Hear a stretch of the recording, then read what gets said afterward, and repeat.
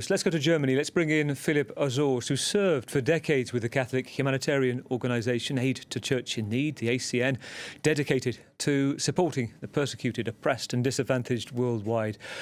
Good to have you on the programme today. Pope Francis, hello to everyone. Well, I guess he chose the name Francis because of his desire to shepherd the poor, the people's Pope. Is that how you see him? Beyond being a man that really cared for the poor, also Pope Francis was a great man of prayer and someone caring very much also for those Christians suffering for the faith, the persecuted Christians around the world, especially in the Middle East, but also in many other parts.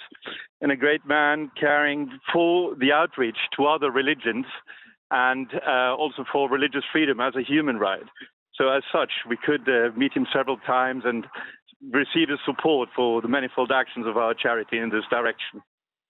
What was he like behind the scenes? So often we hear about public figures, known icons. There aren't many people with a bigger public profile than the Pope, and often they seem to be very different behind the scenes. Did they match up? Who we were seeing in public to who we were seeing in private?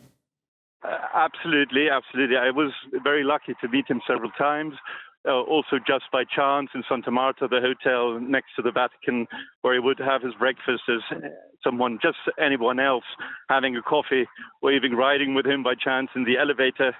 But for sure, the highlight was when we had a 20-minute interview with him to discuss a global campaign of our charity on the Year of Mercy, where it was really, we were trying to really reach out to the poorest, and he offered himself to support that. Or when our executive president at the time was allowed to stand at the balcony of the Lateran Palace on the Angelus prayer on Wednesday morning, and on the occasion of a blessing of rosaries for the Syrian Christians. So these were really outstanding moments, and we could see Pope Francis as he is presented. He presents himself publicly really as a humble man, very kind, humble man, but at the same time very courageous and very clear in his outreach to those suffering most. Philip, as well as remembering his life today, we're going to look at his legacy in a role where it's complicated, it's difficult to be in a bracket, where some people labelled him as progressive, a moderate pontiff on some issues within the shades of Catholicism, but his tone, his doctrine that he signed off, very different to that, and showed staunch opposition, didn't he, to gender theory on reassignment, abortion, surrogacy, things like that. Some liberals saying that he hadn't done enough to encourage the church to evolve, and then others, conservatives, who say he steered too far from the traditional teaching. How do you think his legacy will be seen?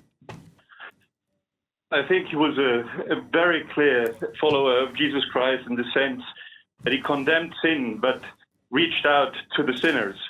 And in this sense, hasn't been just a pope for the Catholics in the world, but a pope for all of humanity, because that's how he sees Christianity, as a religion that is available to everyone and is the way to come to God and to his love, even if currently you're not already part of his explicit followers.